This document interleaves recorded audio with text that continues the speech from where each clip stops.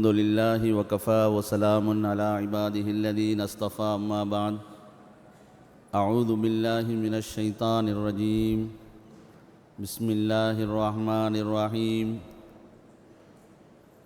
يمحق الله الربا ويربي الصدقات والله لا يحب كل كفار أثيم صدق الله مولانا العظيم. கண்ணியத்திற்கும் பெரும் மதிப்பிற்குரிய அல்லாஹுவின் நல்லடியார்களே, பெரியோர்களே, தாய்மார்களே, அல்லாஹுவின் பேரருளால் புனிதமிக்க ரமதானுடைய மாதத்தை நாம் அடைந்து இன்று இரண்டாவது தராவி தொழுகை பரிபூர்ணமாக நிறைவு பெற்றிருக்கிறது. அல்லாஹுவின் அருள்மறை அல் குர்ஆனிலிருந்து கிட்டத்தட்ட 2.5 ஜுஸுக்கள் பரிபூர்ணமாக முடிவுற்றிருக்கிறது. வல்ல ரஹ்மான் மீதமுண்டான நாட்களிலும் இதுபோன்று ஓதவும் கேட்கவும் நின்று வணங்கவும் அதற்கான உடல் ஆரோக்கியத்தை அல்லாஹ் முழுமையாக தந்தருள்வானாக. நாம் நோற்ற நோன்பையும் நாம் செய்த மற்ற வணக்கங்களையும் அல்லாஹ் முழுமையாக ஏற்றுக்கொள்வானாக. புனிதமிக்க இந்த ரமதானுடைய மாதத்திலே அல்லாஹ் என்னென்ன பாக்கியங்களை நமக்கு தருவதாக வாக்களித்திருக்கிறானோ அந்த எல்லா பாக்கியங்களையும் முழுமையாக பெற்ற நல்லடியார்களில் அல்லாஹ் நம் எல்லோரையும் சேர்த்தருள்வானாக. அன்பானவர்களே, ரமதானுடைய முதல் பகுதி ரஹமத்துடைய பகுதி என்று பெருமானார் ஸல்லல்லாஹு அலைஹி வஸல்லம் அவர்கள் நமக்கு சொல்லியிருக்கிறார்கள். ரஹமத் இல்லை என்றால் உலகத்திலே ஒரு நிமிடம் கூட நம்மால் வாழ முடியாது. அப்பேற்பட்ட பாக்கியம் அந்த ரஹமத் என்பது இந்த மாதத்திலே அல்லாஹு தாலா அதுவும் முதல் பத்திலே நமக்கு முழுமையாக தருகிறான். அதை கேட்டு நாம் பெற வேண்டும் என்பதை ஆரம்பமாக உங்களுக்கு நான் நினைவுபடுத்திக் கொள்கிறேன். அல்லாஹுவின் பேரருளால் குர்ஆனில் 114 சூறாக்கள் இருக்கிறது. அந்த 114 சூறாக்களில் முதலாவது சூரா சூரத்துல் ஃபாத்திஹா, இரண்டாவது சூரா சூரா அல் பக்ரா. 2 நாட்கள் தொடர்ச்சியாக அல்லாஹு தாலா தொழுகையில் ஓதும் பாக்கியத்தை தந்தான். இந்த சூரத்துல் பக்ராவிற்கு பெருமானார் ஸல்லல்லாஹு அலைஹி வஸல்லம் அவர்கள் ஏராளமான சிறப்புகளை நமக்கு சொல்லி தந்திருக்கிறார்கள்.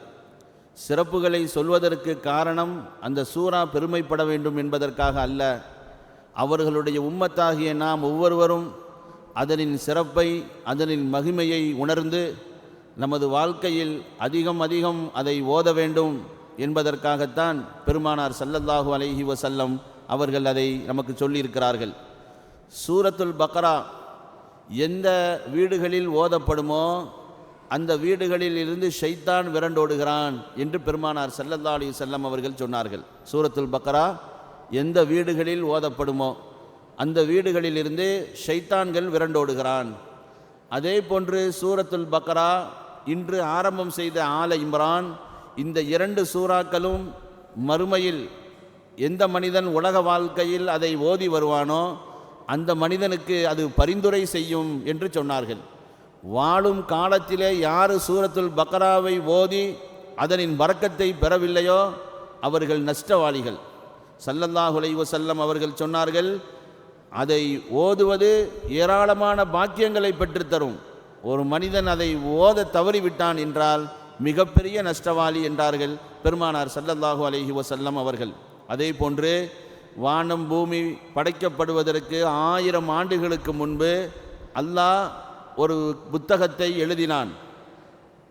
அதிலே சூரத்துல் பக்ராவை முடிப்பதற்கு 2 வசனங்களை அல்லாஹு தாலா அதிலே எழுதி வைத்தான். அந்த 2 வசனங்களை கொண்டுதான் சூரத்துல் பக்ரா முடிவு பெறுகிறது. ஆமனர் ரசூலு பிமா உன்சில இலைஹி மிர் ரப்பிஹி வல் முஃமினூன் என்ற வசனமும் லா யுகல்லிஃபுல்லாஹு நஃப்ஸன் இல்லா உஸாஹா, இந்த 2 வசனங்களையும் அல்லாஹ் பெருமானார் ஸல்லல்லாஹு அலைஹி வஸல்லம் அவர்களை மேராஜ் என்ற உன்னதமான பயணத்தின் மூலம் தன்னளவில் நேரடியாக அழைத்து அவர்களுக்கு கொடுத்தான். மற்ற எல்லா வசனங்களும் 6666 வசனங்கள் 2 வசனங்களை தவிர மீது எல்லா வசனங்களும் ஜிப்ரீல் அலைஹிஸ்ஸலாம் அவர்கள் மூலமாகத்தான் கொடுத்தான். ஆனால் இந்த ஆமனர் ரசூலு பிமா உன்சில அப்படிங்கிற அந்த வசனமும் லா யுகல்லிஃபுல்லாஹு நஃப்ஸன் இல்லா உஸாஹா என்ற இந்த வசனம், இந்த 2ம் அல்லாஹ் நேரடியாக கொடுத்தான். அப்பேற்பட்ட ஒரு உயர்வான ஒரு வசனங்கள் இந்த சூரத்துல் பக்ராவிலே இடம்பெற்றிருக்கிறது. அதே மாதிரி சூரத்துல் பக்ரா கடமையான ஒவ்வொரு ஃபரதான தொழுகைக்கு பிறகு ஆயத்துல் குர்சி என்ற ஒரு வசனம் இருக்கிறது சூரத்துல் பக்ராவில். அதை நம்ம ஓதுனம் சொன்னால் அஸ்ஸலாமு அலைக்கும் வரஹ்மத்துல்லாஹ், அஸ்ஸலாமு அலைக்கும் வரஹ்மத்துல்லாஹ் அப்படின்னு தொழுகையில் சலாம் கொடுத்த உடனே, ஃபரதான தொழுகை சலாம் கொடுத்த உடனே யார் சூரத்துல் வாக்கியா ஓதும் பழக்கமுடையவராக இருப்பாரோ அவர் சொர்க்கத்தில் நுழைவதற்கு மரணம் மட்டும்தான் தடையாக இருக்கிறது அப்படின்னு நாங்கள் ஸல்லல்லாஹு அலைஹி வஸல்லம். உதாரணமாக லொஹருடைய தொழுகைக்கு பிறகு நம்ம ஓதுறோம், அல்லாஹ் நம்மளை பாதுகாக்கணும். லொஹருடைய தொழுகைக்கு பிறகு நம்மளுடைய ரூஹு போயிடுச்சுன்னா நேராக சொர்க்கத்துக்கு உள்ளே போயிடும். எவ்வளோ பெரிய பாக்கியத்தை பெற்று தருகிறது. இன்று அந்த சூரத்துல் ஆயத்துல் குர்சியை நம்ம இன்னைக்கு எவ்வளோ பேர் மனப்பாடம் செய்திருக்கிறோம்.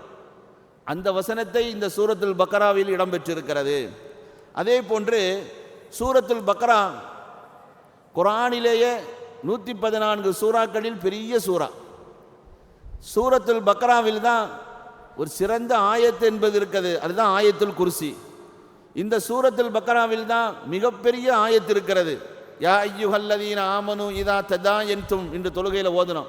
15 வரிகள் கொண்ட ஒரே வசனம். 6666 வசனங்களில் பெரிய வசனம் அதுதான். அதுவும் அதில் தான் இடம்பெற்றிருக்கிறது. அதே மாதிரி சூரத்துல் பக்ராவில் தான் குர்ஆனிலேயே கடைசி வசனம் வத்தகு யௌமன் துர்ஜஊன ஃபீஹி இலல்லாஹ், கடைசி வசனம் அதுதான் இறங்குச்சு. அதுவும் சூரத்துல் பக்ராவில் தான் இடம்பெற்றிருக்கிறது. ஆக அன்பானவர்களே, சூரத்துல் பக்ரா கிட்டத்தட்ட ஏராளமான சட்டங்களை அது பொதிந்திருக்கிறது.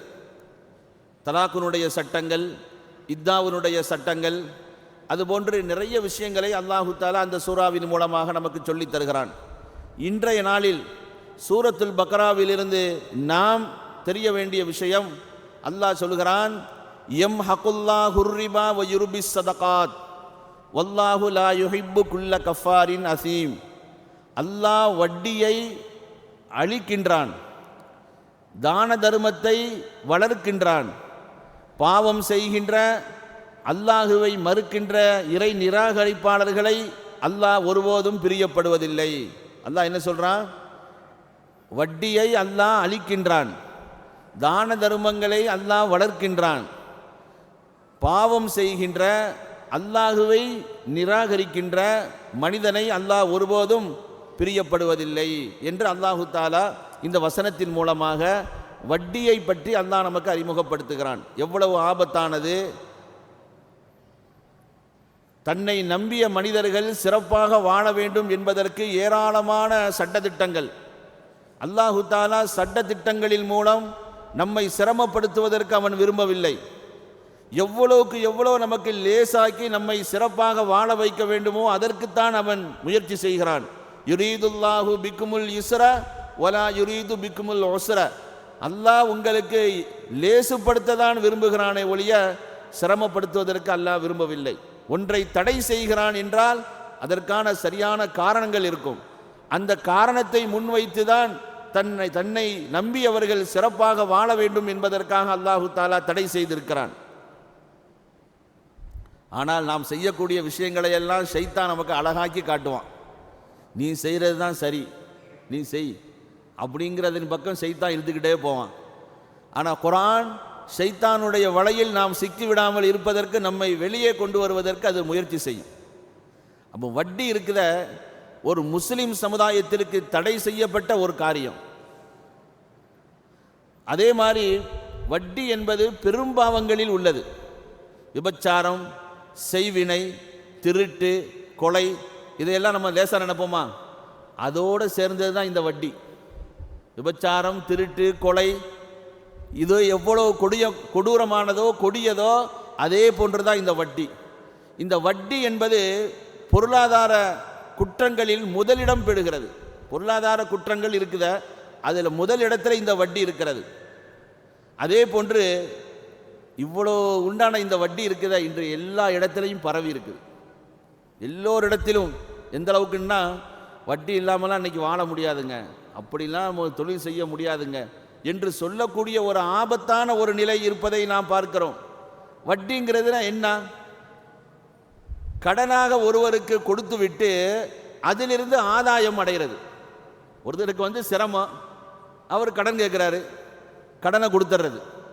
கடனை கொடுத்துட்டு தான் காசு அவன்கிட்ட இருக்கும் காலத்தில் எல்லாம் அதன் மூலமாக ஆதாயத்தை அடைந்து கொண்டே இருக்கிறது. இந்த வட்டி தொழில் முதல்ல யார் செய்தாங்கன்னா யூதர்கள் தான் செய்தாங்க. யூதர்களுடைய தொழிலே வட்டி தான். அல்லாஹ் குர்ஆனிலே யூதர்கள் சபிக்கப்பட்டார்கள், அல்லாஹ்வினுடைய அருளை விட்டு தூரமாக்கப்பட்டார்கள் என்று சொல்வதற்கு ஒரு காரணம் வஅக்லிஹிமுஸ் சுஹத், அவர்கள் முழுக்க வட்டியை திண்டு வாழ்ந்தார்கள். அதன் காரணமாகத்தான் அவர்கள் அல்லாஹ்வினுடைய சாபத்திற்கு ஆளானார்கள் என்று குர்ஆன் சொல்கிறது. ஆக இந்த வட்டி தொழில் இருக்கிறதே அது யூதர்களுடைய பரம்பரை தொழில். ஆனால் இன்று அந்த வட்டி அல்லாஹுவை நம்பியவர்கள், அல்லாஹ்வுடைய ரசூலால் தடை செய்யப்பட்ட இந்த வட்டி எல்லோரிடத்திலும் பரவலாக வந்துவிட்டது. பெருமானார் ஸல்லல்லாஹு அலைஹி வஸல்லம் அவர்கள் 1400 ஆண்டுகளுக்கு முன்பு சொன்னார்கள், ஒரு காலம் வரும் என்னுடைய சமுதாயத்தில் அவர்கள் யாரும் என்ன செய்ய மாட்டார்கள், வட்டியை விட்டு அவர்கள் தூரமாக இருப்பார்கள். பெருமானார் ஸல்லல்லாஹு அலைஹி வஸல்லம் அவர்கள் சொன்னார்கள், ஒரு காலம் வரும் லா யபகா அஹதுன் இல்லா அகுலுர் ரிபா, எல்லோருமே அந்த வட்டியை சாப்பிடாதவர்கள் யாருமே இருக்க மாட்டார்கள். ஃபமல்லம் யகுலுஹு, ஒருவன் அதை வட்டியினுடைய ஆபத்தை உணர்ந்து நான் அதை சாப்பிட மாட்டேன், அதை வாங்க மாட்டேன், கொடுக்க மாட்டேன் என்று ஒருவன் இருந்தால் அசாபஹு மின் உபாரிஹி, அதனுடைய புழுதியாவது அவன் மீது படும் என்றார்கள். அன்பானவர்களே, வட்டி என்பது அவ்வளவு கொடூரமானது. இன்று நிறைய பேர்கள் நம்ம இடத்துல உள்ளக்கூடிய ஆபத்து என்னன்னு சொன்னால், தான் வட்டி வாங்குறதில்லை, யாராவது ஒரு சிரமம்னா நமக்கு தெரிஞ்சவங்க இருக்கிறாங்க, நான் ஃபோன் பண்ணுறேன் போய் வாங்கிக்கோங்க, ஒரு ஃபோன் பண்ண உங்களுக்கு எவ்வளோ வேணும் வாங்கிக்கோங்க, நம்ம பேரை சொல்லுங்கள் அப்படின்னு சொல்லி வாங்கி கொடுத்துட்டு இவங்க கம்முன்னு இருந்துக்கிறாங்க. வட்டி வாங்குறவன், வட்டி கொடுக்குறவன், வட்டி வாங்குறதுக்கு உதவி செய்கிறவன், அந்த கணக்கு எழுதுகிறவன், அறிமுகப்படுத்தி வைக்கிறவன், இவன் எல்லாமே குற்றத்தில் சமம்தான். நான் வாங்கிறது இல்லைங்க, அவங்களுக்கு தாங்க நான் உதவி செய்து கொடுத்தேன். வாங்குறவனுக்கு என்ன தண்டனையோ அதே தண்டனை தான் அறிமுகப்படுத்தி விடுறது. இன்றைக்கு நம்ம ஆட்கள் நிறைய பேர் அதை விளங்காமல் நம்ம செய்துக்கிட்டு இருக்கிறோம்.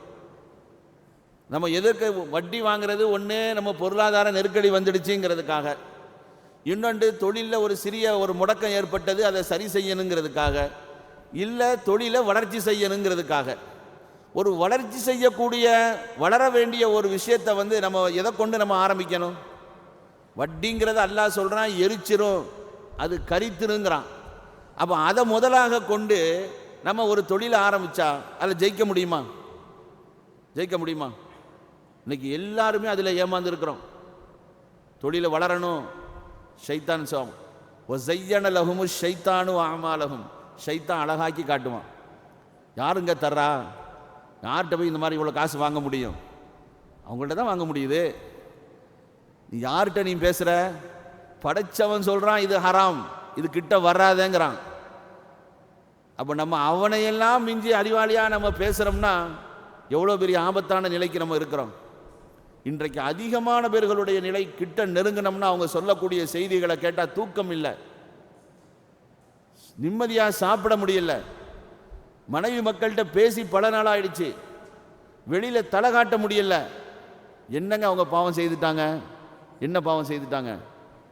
பொருளாதாரத்தை வளர்க்கணுங்கிறதுக்காக வட்டி வாங்கினாங்க, அந்த வட்டியினுடைய கடனை அடைப்பதற்காக தனியாக உழைக்கிறாங்க.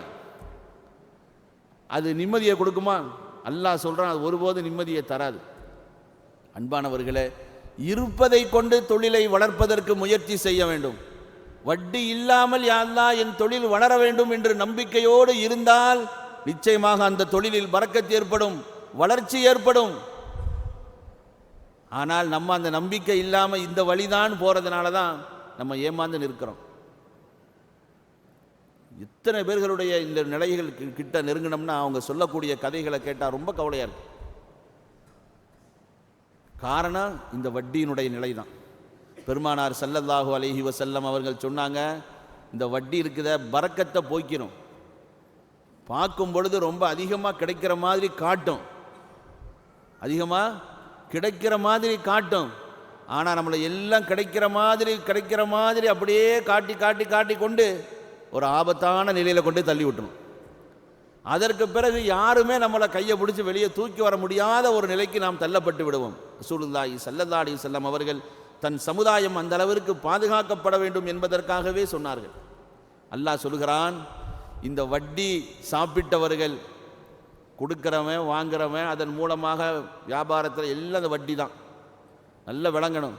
வட்டியினுடைய ஒரே ஒரு பைசா நம்மளுடைய பொருளில், நம்ம உடுத்துற உடையில், நம்மளுடைய உண்ணக்கூடிய உணவில் எதுலையாவது கலந்துடுச்சுன்னா முதல்ல நம்மளுடைய வணக்கங்கள் ஏற்றுக்கொள்ளப்படாது.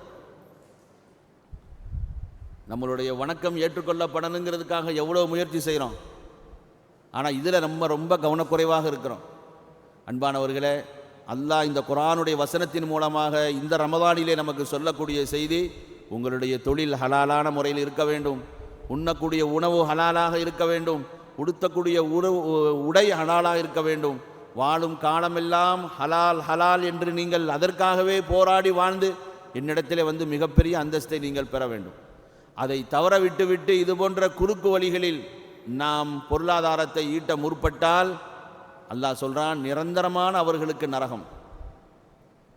இந்த உலகத்திலே வட்டியில் இருப்பவர்கள் அவர்கள் தூக்கம் இல்லாமல் புலம்பிக் கொண்டு திரிகிறார்கள், அதை பார்க்கிறோம். ஆனால் அல்லாஹ் சொல்றான், நாளை மறுமையில் கபரில் இருந்து அவர்கள் எழுப்பப்படும் பொழுது ஷைத்தான் பிடித்த மனிதன் எப்படி புலம்புவானோ, யத்தஹப்பத்துஹு ஷைத்தானு மினல் மஸ், ஷைத்தான் பிடித்த மனிதன் எப்படி தடுமாறி புலம்பி திரிவானோ அதுபோன்று அவன் எழுந்திருப்பான். அல்லாஹ் அந்த நிலையிலிருந்து நம்மை காத்திருள்வானாக. அல்லாஹ் சொல்றான், ذَلِكَ بِأَنَّهُمْ قَالُوا إِنَّمَا الْبَيْعُ مِثْلُ الرِّبَا. இது எதனால் தெரியுமா? அந்த தண்டனை வாழும் காலத்தில் வட்டியும் தொழில் மாதிரி தான், அது ஒரு தொழில் செய்கிற மாதிரி தாங்க. சும்மாவா இதுக்கு சிரமப்பட்டு கஷ்டப்பட்டு நம்ம காசை சம்பாரிச்சு தானே நம்ம கொடுக்குறோம். சும்மா ஒன்று அந்த காசு நம்ம கிடைக்கலையே இன்னைக்கு வாதம் பேசுகிறாங்க. இன்னமல் பைஉ மிஸ்லுர் ரிபா.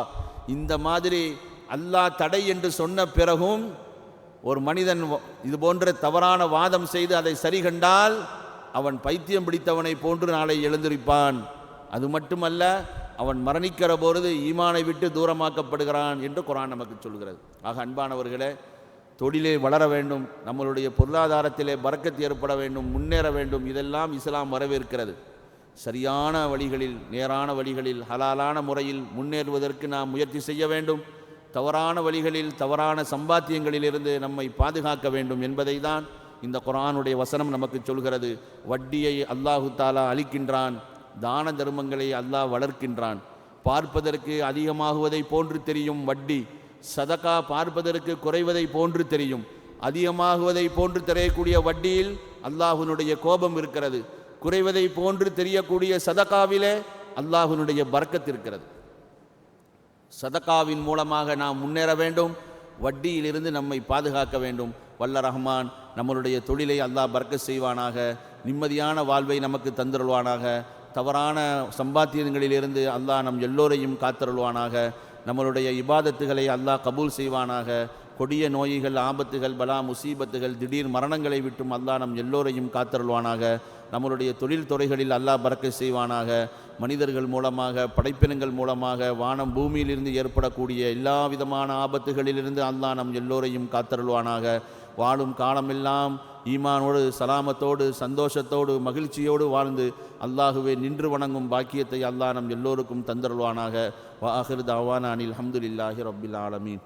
அல்ஹம்துலில்லாஹி ரப்பில் ஆலமீன். அல்லாஹும்ம ஸல்லி அலா சய்யிதினா முஹம்மதின் வ அலா ஆலி சய்யிதினா முஹம்மதின் வ பாரிக் வ ஸல்லிம். ரப்பனா ஆத்தினா ஃபித் துன்யா ஹஸனா வ ஃபில் ஆখিরাতি ஹஸனா வ கினா அஸாபன் நார். வ ஸல்லி யா ரப்பி அலா நபிய்யி முஹம்மதின் வ அலா ஆலிஹி வ ஸஹாபிஹி அஜ்மஈன். வல்ஹம்துலில்லாஹ்.